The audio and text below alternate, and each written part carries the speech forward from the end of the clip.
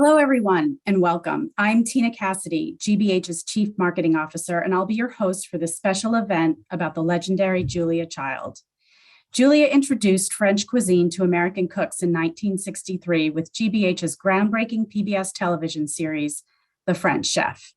Julia was passionate about food, and she changed the way Americans cook and eat, launching a whole genre of cooking programs. I'm sure many of you have been watching the HBO Max series Julia, which, as a reminder, is fiction. We'll be talking about that and her remarkable legacy during this event. We'll also try to get to as many of your questions as possible. First, a few housekeeping items. You can ask a question using the Q&A feature at the bottom of your Zoom screen. Simply type your question into the Q&A. If you see another question listed there that you want to hear answered, vote for it by clicking the thumbs up icon. You can customize your experience tonight with captions. Zoom's live transcription service allows participants to see automatically generated captions and transcriptions of spoken audio in real time. To view, click CC Live Transcript button from the in-meeting Zoom toolbar and select Show Subtitles or View Full Transcript from the menu. If you have questions or issues during the event, please let us know using the Q&A feature. GBH Archives is here with us to answer some of your questions in the Q&A. Let's get started with a clip from the first episode of The French Chef. Bœuf bourguignon, French beef stew in red wine. We're going to serve it with braised onions and mushrooms and a wine dark sauce. It's a perfectly delicious dish. I better taste.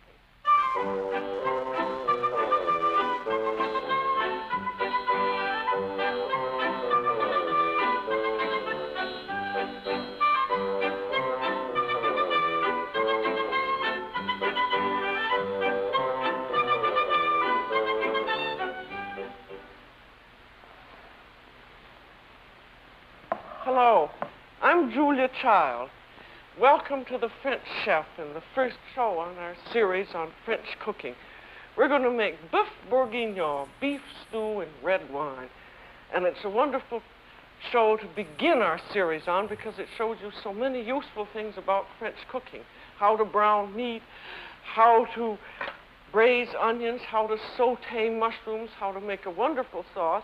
And you make a bœuf bourguignon just the way you make any other kind of a stew, like chicken coq au vin. You can make lamb this way or veal this way. And now here's our beef. Please join me in welcoming our guests tonight. Alex Prudhomme is Julia Child's great nephew and has been a nonfiction writer for 30 years. He's best known as the co-author of Julia's memoir, which I highly recommend, My Life in France. His sequel, also fantastic, The French Chef in America, Julia's second act, was published in 2016. His latest book, his first children's book, is Born Hungry, Julia Child Becomes the French Chef. Welcome, Alex. Thanks, Tina. Dawn Davis. Hi, Alex. Dawn Davis is editor-in-chief of Bon Appetit and Epicurious since 2020. She's an award-winning publisher and storytelling advocate, championing and elevating underrepresented voices as a book publisher for more than 25 years. She's an avid home cook whose passion for food culture is expressed in many ways, including in her own book, If You Can Stand the Heat, Tales from Chefs and Restaurateurs, which profiled some of the most dynamic and prolific chefs of our times. Welcome, Dawn. Thank you, Tina. Russ Morash. Russ started his entertainment career as a cameraman for GBH in 1963 and began directing The French Chef. He went on to launch several other groundbreaking and award-winning do-it-yourself shows for GBH and PBS, such as This Old House and The Victory Garden. Welcome, Russ. I'm thrilled to have you all with us. Thank you. Get right to it. Russ, I'd like to start with a true or false flash round. Ready? Ready. Julia got her start making an omelet on a book show called I've Been Reading by GBH. True or false? True. HBO Max's series Julia, Alice Naiman worked at GBH as a producer when Julia pitched her idea for a cooking show. True or false? False. Tell us who Julia's real producer was, besides you. Me. That was a trick question. There was someone at GBH named Hunter Fox who was excited about the show. True or false? Don't know him. False. A cooking show had never been done before, and you thought it was a crazy idea. True or false? False. You hung a mirror above her counter to capture the food prep on film. True or false? True. Okay, one more. And this one can be a longer answer. What's the one thing that gets lost in the conversation about Julia and the French chef? Yeah, often as a former actor, the thing you would avoid is plays that had you eat the food, because it was always terrible prop food and just thrown together for the looks of it. I can tell you from personal experience that eating Julia's food on camera, off camera, after the show was over, was universally wonderful. Her food tasted good, and that's a big, big, big plus for anything that goes through a television production. That comes across in the HBO Max series as well, where people are called up onto the stage after the taping is complete. They really enjoy it. All right, now, Alex, a speed round for you. True or false? Julia was a spy.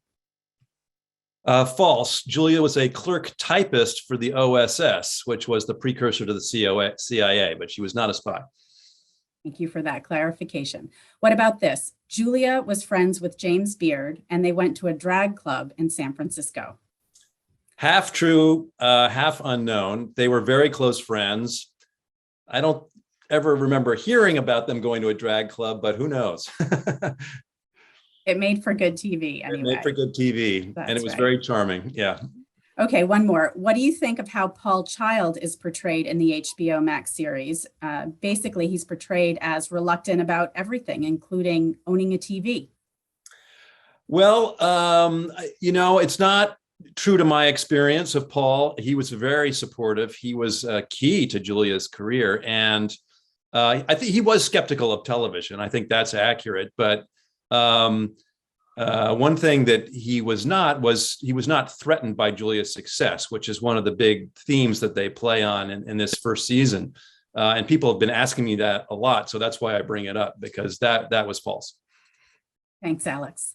Dawn, first, let me say that I'm a huge fan of the way you've transformed Bon Appetit in the couple of years that you've been there. It's so approachable, fun, on point, and has saved me so many times during the pandemic when I was at a loss about what to cook for the fifth meal of the day. So I encourage all of you to subscribe. It is life-changing. My question to you is, as a cookbook author and publisher, what are your thoughts on Julia's legacy? Is there anyone today taking up the same space in the cookbook category? Well, I actually would start by saying when I was doing research for my book, I ran across a number of young chefs who got their start by reading Julia's books and cooking from them cover to cover. There's one guy, I don't know if there are any New Yorkers joining us, but there's a place called Bubby's, and Seth Price, the owner, said, his parents got divorced, his dad didn't know how to cook, and he literally taught himself to cook by cooking through mastering the art. So Julia represents, I think, that for many a generation. In terms of her publishing legacy, I think that she really pioneered, or was one of the pioneers of establishing, putting a stake in the ground for a certain kind of cuisine and accessibility, and then becoming like a multiple bestseller, holding that position for decades and kind of paving the way for an Ina Garten or a Martha Stewart to be kind of the dominant voice. Whereas, now I think it's a little bit more fractured. I don't think in the kind of generation that we're publishing now, there's one person who can say that they are, gonna be publishing bestsellers 20 years from now. I mean, she really paved the way, I would say. And what would Julia have made of the food scene today? What would she see that's the same or different from her time? Well, I'd love to know what the other panelists think, but I think that she would, it seems like, especially what I'm taking away, is that she used the technology of her day to reach more people. And I think the young cooks, and she kind of democratized it in a way, right? And so the young cooks who are turning to TikTok, who are turning to Substack to kind of create their own subscription and their own audience, the people who are using Instagram Reels to share their love of cooking, I think that there's some similarities there, using the technology of the day to share their enthusiasm around food. And Thanks, some Dawn. people are quite funny the way she was. So I think they have that in common as well. Yes, she really used humor to her advantage. All right, well, we're getting some great questions from the audience.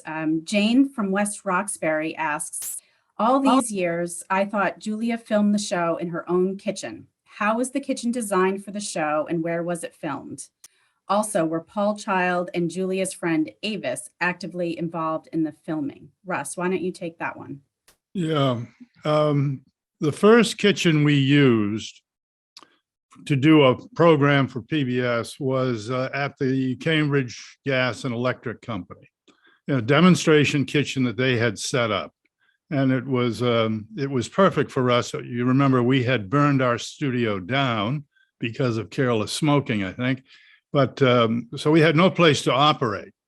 And so we were allowed to come into the Cambridge Gas, God bless them, and do the programs there where we had plenty of time for rehearsal and to do the production.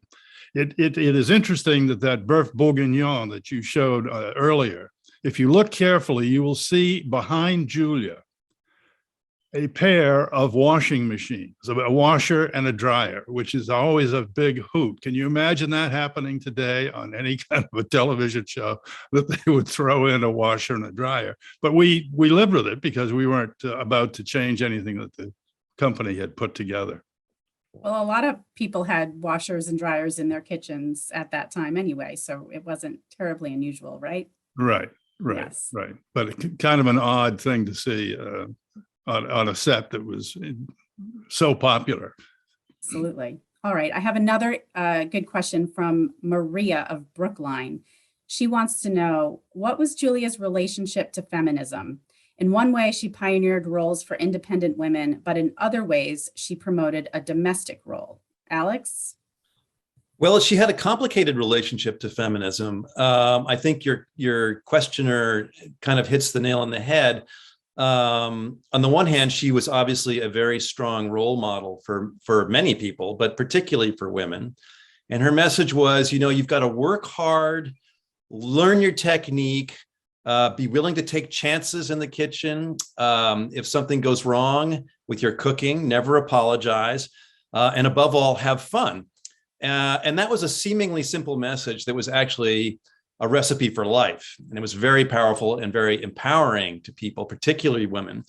And so when she would say, go out to your grocery store and ask them to get, fresh mushrooms and fresh herbs, this was unusual, and people did, and the stores responded. And that was really powerful. On the other hand, she was, I think, by personality and also by her generation, she was born in 1912.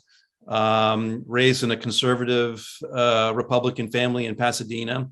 She wasn't thrilled by the kind of exhibitionist style of the more radical feminists, the bra burning and so on. She felt was offensive and counterproductive.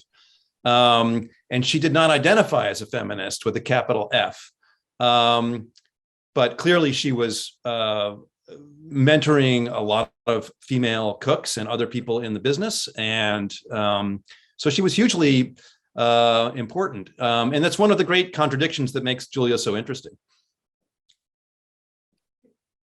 Thanks, Alex. Here's a fun one from Pat of London, California. Pat wants to know, what was it like to have a meal with Julia? Alex and Russ, you both want to tag team on that? Alex, you go first. Okay, sure. Well, Julia, I live in New York City, and Paul and Julia lived in Cambridge, Mass. And they used to come down here to New York all the time and stay with my parents, or we would all go out for dinner. And one thing that always happened when you ate out with Julia is that the restaurant would put you at the biggest table in the middle of the dining room to kind of show her off. And people would start coming up and talking to you. And she was very gracious about that. And she would sign some autographs and then she'd say, okay, we'd like to eat now and come back later. And people did. And then after the meal, we would always go into the kitchen and she would talk to literally every single person in the kitchen. And it would take an hour or more because she would talk to the head chef who she generally knew and work her way down through the poissonnier and the salad person. And the person that she would spend the most time with was generally the dishwasher or some prep cook because she didn't really know their story. And this gets to Julia's great curiosity, which was one of her defining traits.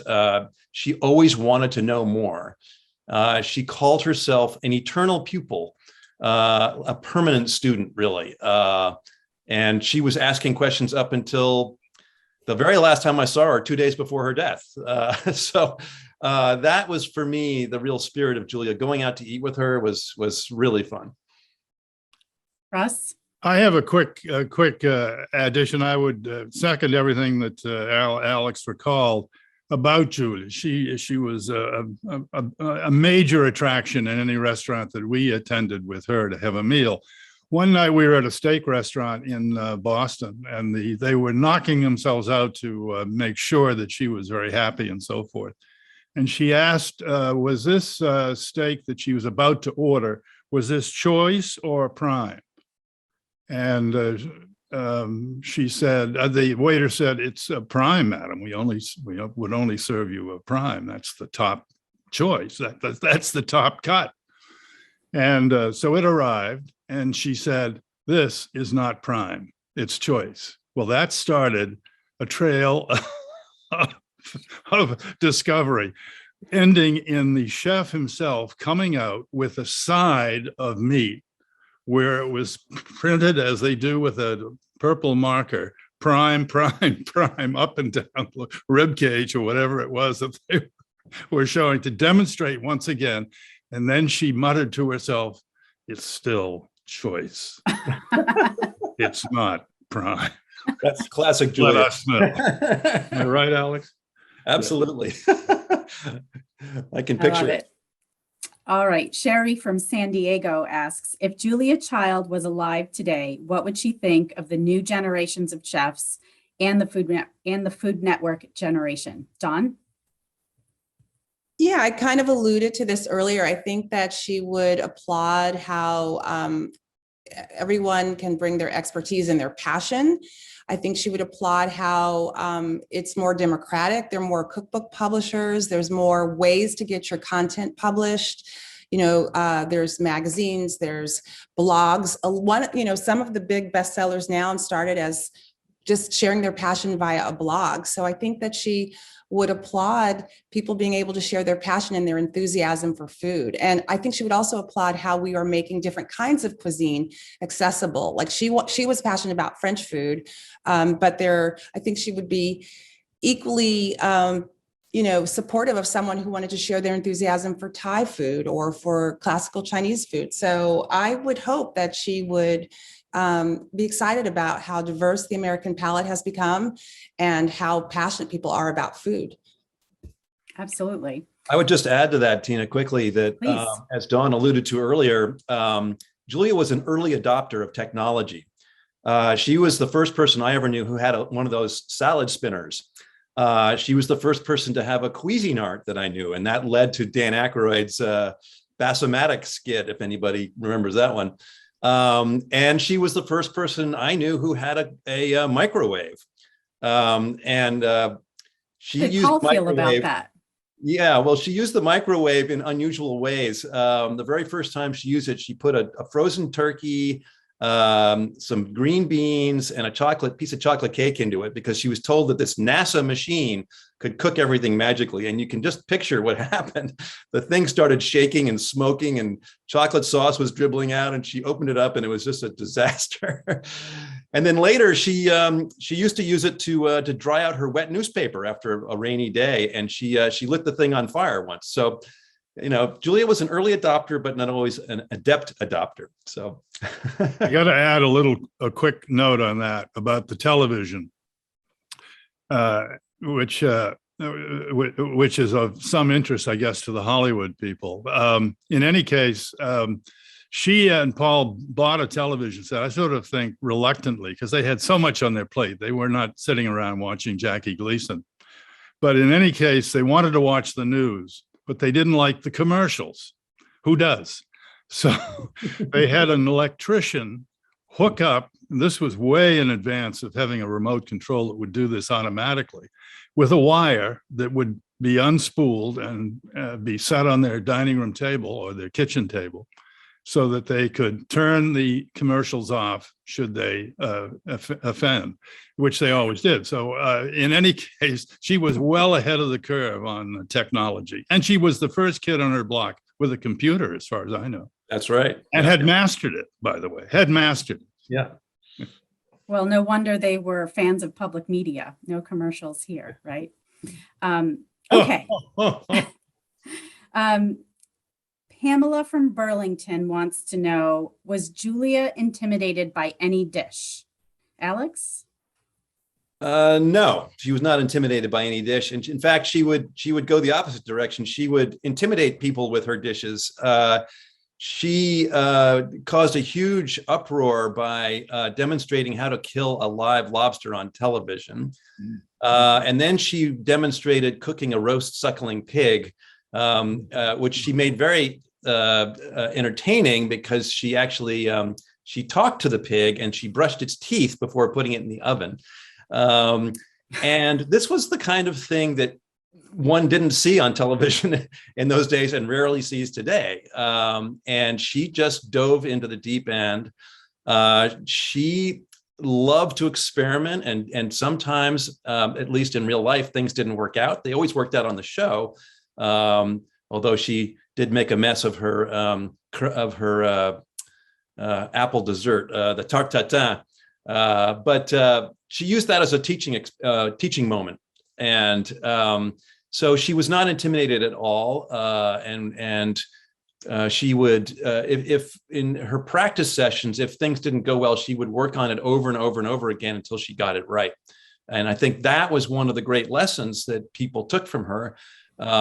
She used to say, "You're never born a cook. You have to learn by doing." And she didn't learn until she was 39 years old, and she didn't get on television until she was 50. And so she was not intimidated by much. So. Great story. I have a question here from Annie, who wants to know, did Julia cook cuisines other than French? Asian, Mexican, Italian, Greek? And if so, what was her next favorite to cook? Next favorite genre to cook besides French? I can answer that quickly. She did a book in 1975 called From Julia Child's Kitchen, which was the first book that she did written in the first person, and it used recipes from around the world. The distinction is that she always used French technique. She said that the French cooking was ideally suited to television because it has a set of rules. And once you learn those rules, and you learned what she called theme and variation. In your initial clip, you showed the boeuf bourguignon, and at the end of it, you can apply this to chicken with a coq au vin, or fish, anything. Once you learn that theme, then you can do variations on it. And so she then took that approach to global cuisine. In terms of their personal lives, Paul and Julia, after they met in Sri Lanka during the Second World War, they went up to China, and they were stationed in Kunming, and they loved Chinese food. They thought that was their second favorite cuisine after French. And she would sometimes say that she didn't like Italian or Mexican food, but I think that was kind of to stir the pot, because I certainly eaten plenty of Italian and Mexican meals with her, and she had a good time. And she liked to be provocative by saying that health food is, it's bird seed, and you'll be starving afterwards. But she was also health conscious. So she would sometimes say things like that to get you interested in food and get you talking about food. Okay. I have another question here from Carol Ann Scott, who wants to know, was Julia Child difficult or easy to work with? Did she herself make up all the material for each show, or did she have help? Russ, you want to take that? Yeah, she was wonderful to work with.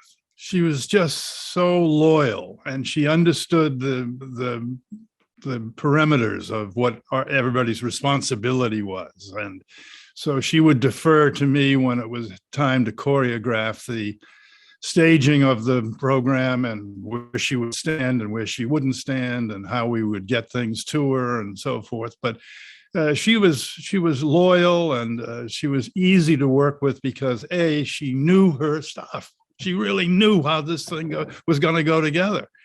Marion has a poster that she signed for Marion, showing how the omelet would be set up. This is as a diagram, and it's so meticulous. It's so complete that you realize that here is a person who cares so much about her craft that she's going to write it down in exquisite detail because she wants it exactly as she wants it. No, she was wonderful to work with. So she was a master at it. That's great. I would just add on Russ's story, Yeah. that some of that detail came from Paul Child, her husband, It did. who was a master exhibits guy. When he was a diplomat, he was a cultural attaché, and he would put on exhibits in Paris or in Germany or Norway. And during the Second World War, when he was working at the OSS, and he was a wonderful artist and photographer and really talented. And he was in charge of creating maps and charts and diagrams of enemy ships and planes. And he helped to design a secret war room for Lord Mountbatten. So here was a guy who thought visually. He helped Julia illustrate her books. And they set up a sort of a rehearsal kitchen at their home before going into work with Russ, where they would practice doing a dish, and they would practice where to put a bowl or a knife so that Julia could then just focus on the performance and wouldn't have to think so much. She already knew where things were going to be. So it looked easy when she did it, but actually behind that was, as Russ was saying, years and years of work and knowledge and experience combined with this meticulous attention to detail and rehearsal, so that she could then perform at her best. Looking in the Q&A for more questions, it seems many people want to know, did the scene in the HBO Max series with Julia and Mr. Rogers really happen? Russ, do you know? Didn't see it. Oh, okay. Fair enough. We'll move on to the next question. Yeah. And this is many people have asked Russ what you think of your portrayal in the HBO Max show. Oh, I wish we had more time, like about 3 hours to get into this. But, well, I was a little disappointed. I think GBH comes out short. Public television or educational television comes out short in their version. And I think Julia and Paul come out a little roughed up. And I am just not at all pleased with my characterization as someone who didn't want to do the program and had to be convinced to do it. I mean, that's just total Hollywood nonsense. I mean, gee whiz, how can you take somebody who put a program on that we're now seeing 60 years later because it was so amazingly good, apparently. I mean, how can you do that to somebody? I was not in any way negative about doing the program. I was pleased to do it. The fact that I was asked to do it as an assignment had nothing to do with it. I mean, I was on the team. Thanks. Yeah, I would add to that. This is something that I've struggled with too, and I have to remind myself that this is not a documentary. And since I've spent a lot of my career writing about Paul and Julia and getting all my facts right, when I watching, I had a hard time because my inner fact checker was constantly clicking on, and I had to take a deep breath and say, this is a dramatic television show. It's a very specific thing. And I take Russ's point, but I would also say that they need drama. And in order to create drama, you need to have tension and then release, and it's got to be this kind of epic journey. And I think that I was a little taken aback at the portrayal of Russ, because I know Russ and respect him highly. But then I saw, as the series went on, as the episodes went on, the Russ character lightens up and sees what Julia, the genius of Julia, and kind of has an epiphany. And they all, one of the things I like about the series is that they all kind of come together as a little band. They're almost like a little bunch of adventurers on a trip together into the unknown, right? What they were doing had not been done in that way. And viewers, be forewarned, this is it's faction. It's partially fiction and partially fact. There's a lot of fact in there, but then they take leaps, as with Russ's character and plenty of other characters, including Paul and Julia. But I understand the logic to it, which is that you're trying to create drama and tell a story. And hopefully this will drive people back to GBH and the archival footage and Julia's books, which are still fantastic, and the recipes still work. So if you want to see the real Julia and read the real Julia, those things are available. And hopefully this series will expose Julia to a whole new audience and extend her legacy. Well, I think there's quite a price to be paid for that. And I just want to say one more thing about, well, one more thing. I want to say another thing about my displeasure with this production. We did a series of fundraising promos for WGBH during the time of that we were working with Julia. And we thought it would be fun for Julia to stand in front of her counter and talk about the fact that she had no one else in the kitchen to help her. Then, remember now, this is about a 30-second promo to raise funds for GBH. Then we take a side shot, and I have a picture of the side shot. Can everybody sort of see that? And you can see Julia standing at the counter, and behind the counter, it's a gag, folks, are all the crew who are handing her stuff. Now, when I see this mess from HBO Max, I see that they've taken this funny promo and turned it into reality. And they have us doing it on the show with all this crowd handing Julia stuff. Now, if that isn't the sincerest form of flattery, I don't know what it is, Alex, but I can't buy any part of what those people did. Not one part of it. That's a great picture. It's great. Tina, anecdotally, and kind of related, Judith Jones worked at Knopf, where I had my second job in publishing was with the Knopf Group. I worked at Vintage, and I just feel so fortunate to have been able to observe her at that point in her career. And certainly the Judith that I see on the show was not the Judith that I encountered in these kind of group settings, but I can't claim that, we worked very closely together. But, I take Alex's point that they have to create some tension, and they took lots of liberties, shall we say, it appears.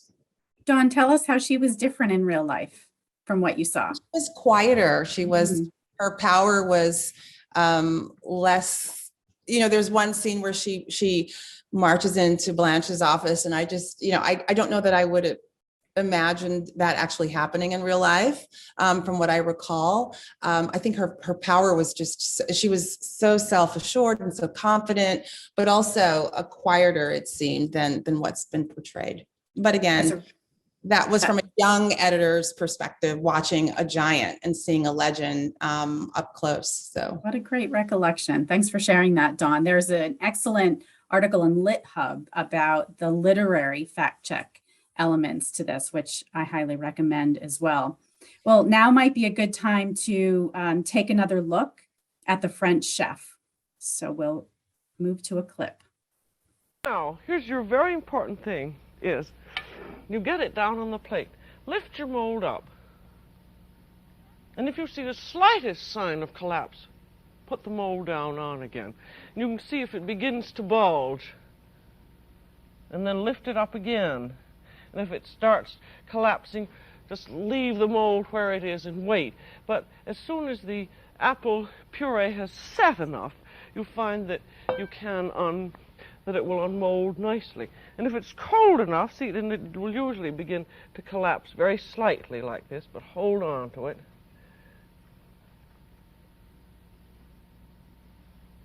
Have to use your fingers in cooking a great deal.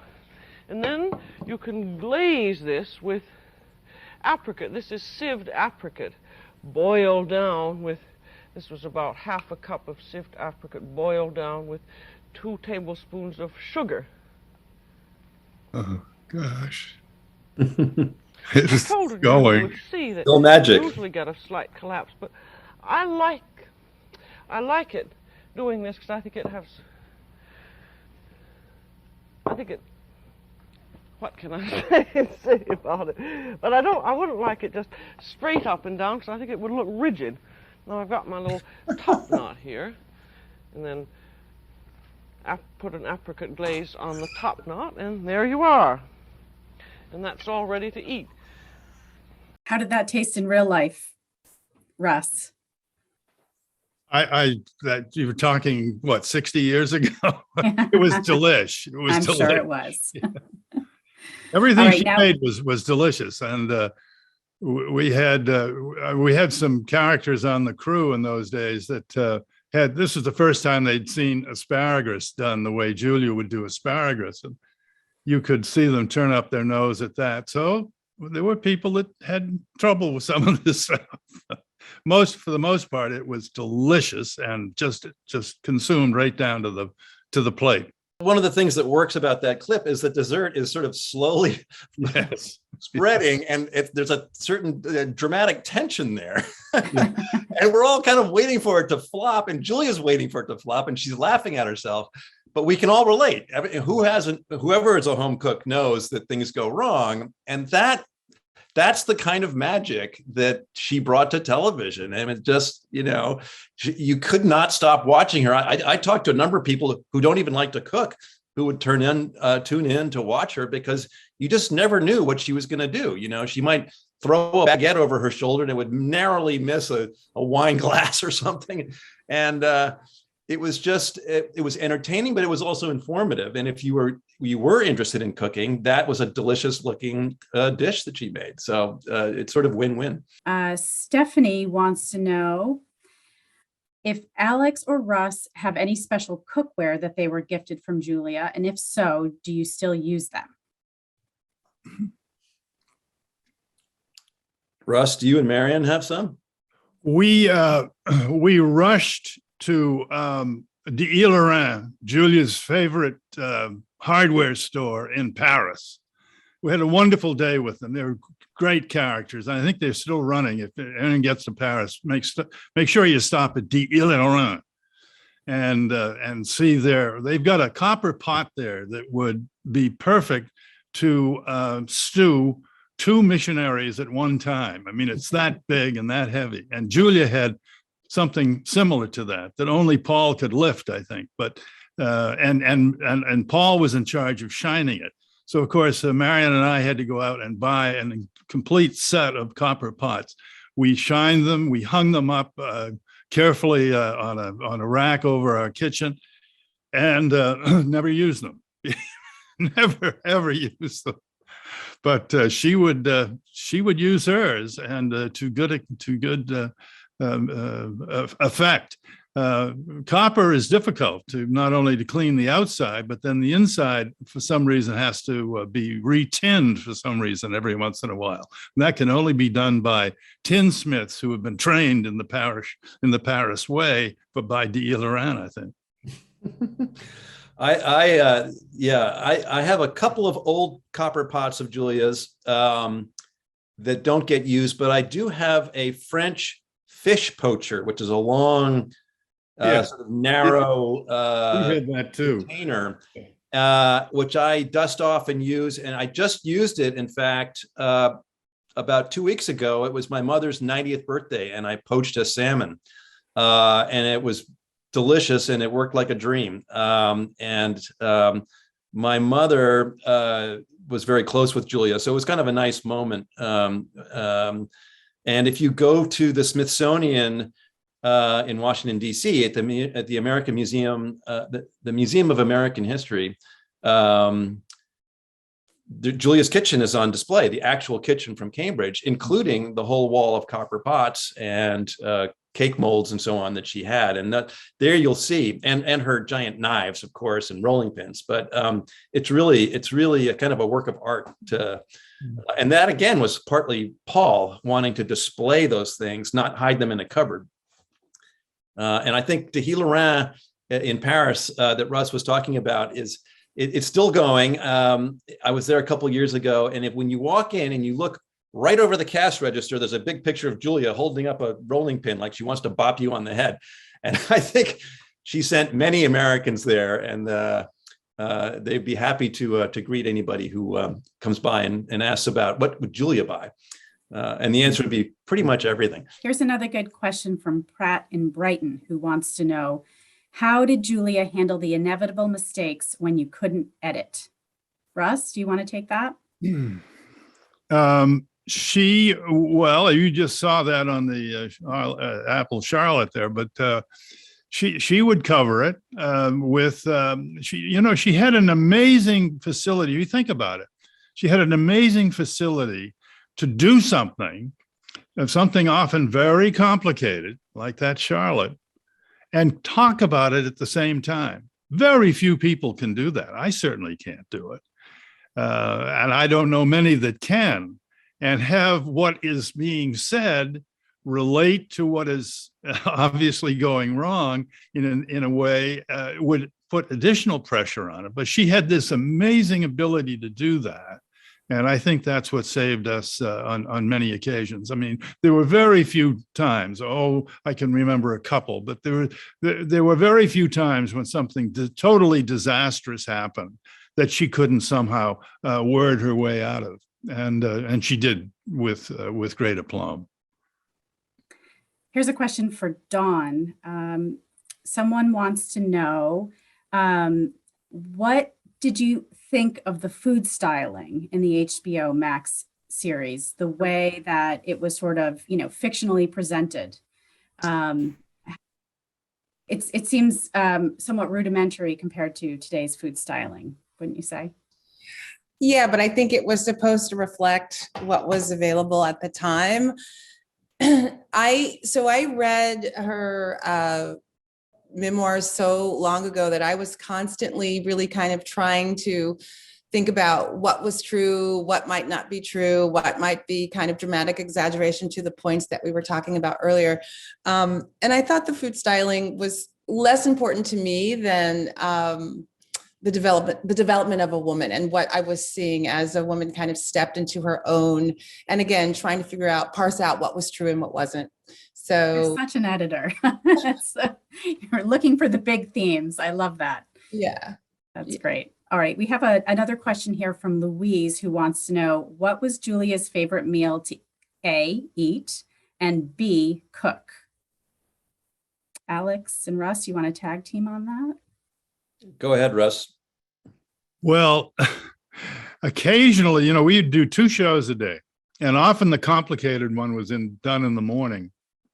And you were lucky if it was ready by the time the program ended. I mean, it just was a breathtaking romp to get the recipe finished. If it was finished, everybody got to eat it. If it was only half cooked, my wife Marion got to often to take it home and use it in our kitchen, which was a great treat. But I do remember one time there was no food to eat, and Julia and Paul decided to, and they knew it in advance that there would be no food to eat for lunch. So they dug into their voluminous canvas sack that they carried and produced a can of corned beef hash right out of the First National, the Stop and Shop. And they opened it on camera, not on camera, but on the set. and took the top off and the lid. And then Julia proceeded to transform the corned beef hash into the most sublime luncheon dish that you thought would be appropriate in a fine five-star restaurant. I'll always remember that. No, you could not fool her. You could not trick her into starving to death. No, she would make the best of whatever she had on hand, and she did frequently. So was there I would something always ask specific? her, well, suppose it was your last meal. What would you cook? And I once tried to get her to take the ghastly foodstuffs that the federal government has surplus, lard and things that are very difficult to do. She said, oh no, I couldn't do that. I could not make anything out of that stuff. But she was able to transform hash. How? Corned beef hash in a can. Yeah. Yeah.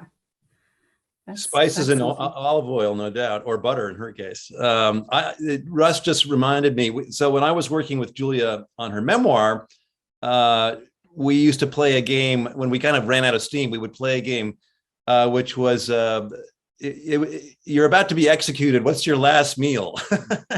And she would change. It would depend on the season, but the outlines were basically the same. Generally, she would start with some champagne. And start with either some caviar or perhaps some fresh oysters. And then she would have either the sole meunière, which was the first meal that she had in France, which we open My Life in France, the book, with, which was prepared in a sputtering butter sauce and remained one of her favorites. Or she would have a duck dish. She loved the roast duck that they made at Rouen. And didn't like duck à l'orange, which was too sweet for her, but she loved roast duck or even a partridge. Or sometimes she would say something kind of gnarly like a beef Wellington, which is an enormous dish of beef encased in pastry. And then she would move on to a green salad. There would be various sides that she would pick. Then there came the question of dessert, which was a big one for her. It generally involved chocolate. It would often be the reine de Saba flourless chocolate cake, which is easy to make and really delicious. Or the tarte tatin, which I was talking about earlier, which is a caramelized apple dessert, which you invert as you take it off the flame, and it's a real showstopper, and it's super delicious and not that hard. And then, of course, there would be some fine wine and maybe a café filtre afterwards and a little shot of cognac. So that would be, along those lines, that would be her favorite meal, or her last meal at any rate. Piggybacking on that, Alex, Jennifer wants to know, what was Julia's favorite wine? I love how much she loved wine and having a joyous time. Well, the question would really be for Paul, because Paul was the real wine expert. Paul had lived in France in the 1930s. And before food and wine were trendy in this country, he kind of fell in love with it. And I think it was his enthusiasm that sort of sparked Julia, although she obviously had something of her own there. And they had a small but very nice wine cellar at their place in Cambridge. And, it was, I don't think that they had a favorite wine. They had Favorite pairings, perhaps? Yeah, pairings of wine. It's something like a Pinot Noir, which is sort of a medium to light-bodied wine, or a Côte du Rhône, which is a little heavier. With depending on what was being served, sometimes a Cabernet Sauvignon, but mostly what they drank, I think, was Pinot Noir and Côte du Rhône. And the white wines were sort of all over the map. But Paul could talk your ear off about wine. And in fact, if you look at her first cookbook, Mastering the Art of French Cooking, there's actually a wine tutorial in there, which was largely written by Paul, because Americans didn't really know that much about wine, and nor did Julia. Julia drank what she called $2 Chuck out in California, which was red wine. She never had wine at lunch before they went to France. And really fell in love with using wine as part of the meal, which many of us take for granted today, but was certainly not the case in 1961 when the book came out. Thanks for that. Quick question here from Phoebe, who wants to know if Julia Child funded the pilot. Russ? Not to my knowledge. That's Hollywood scriptwriters again. Yeah, that's not Archives. true. She did do. It's interesting. When I was writing The French Chef in America, I discovered that she actually wrote a memo in 1962, right after appearing on that original talk show, I've Been Reading, which they make great use of in the HBO Max series as a kind of comedic foil. But in real life, right after appearing on that with Professor Duhamel, she wrote a memo to GBH suggesting a French cooking show, which would be accessible. It would show that French food is really delicious food. It's not complicated. You too can do it. It would be very conversational.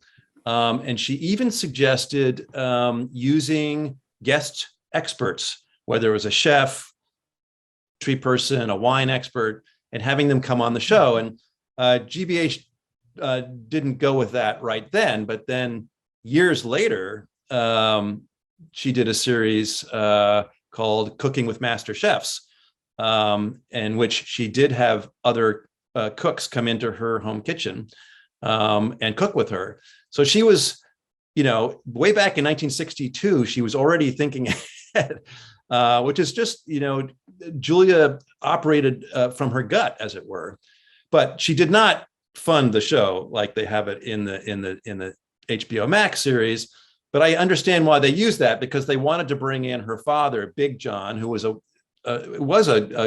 conservative Republican in real life and had made a lot of money. And I think that their way of bringing that in was to have her kind of working him for some money and then using that to fund the show, that's total fiction.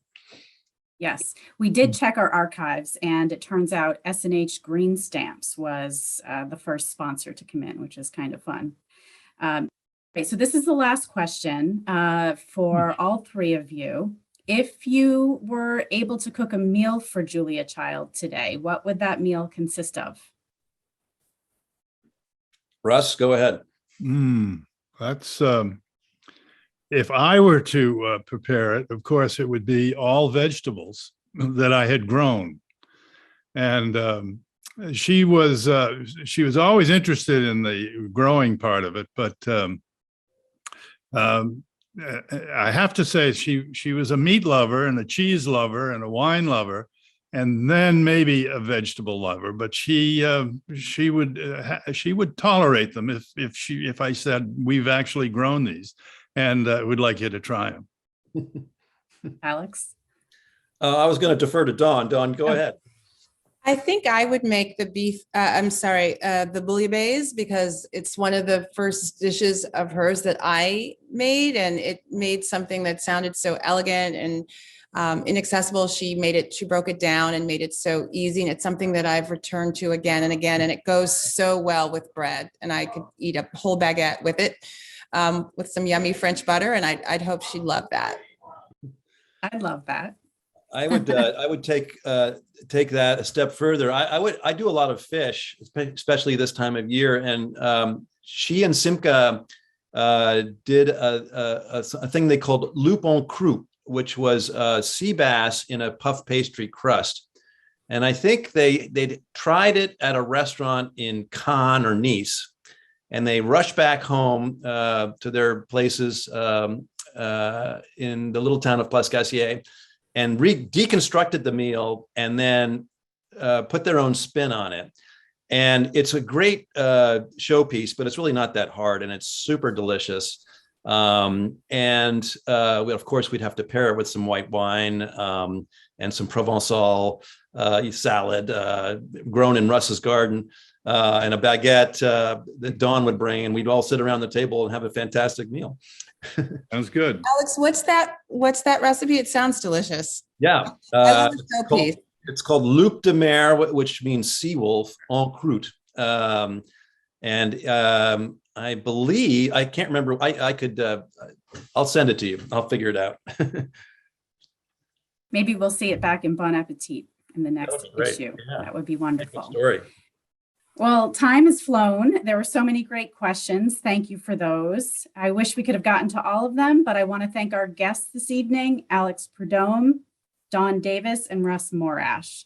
You can watch selected episodes of The French Chef with PBS Passport and also on the PBS Living channel on Amazon Prime Video. I wonder if there's anything else I haven't told you about this chocolate mousse. You have had the ingredients, and you remember about beating the egg yolks over and sugar over hot water. And remember that trick about sticking your finger into the yolk mixture. When it's too hot for your finger, it's done.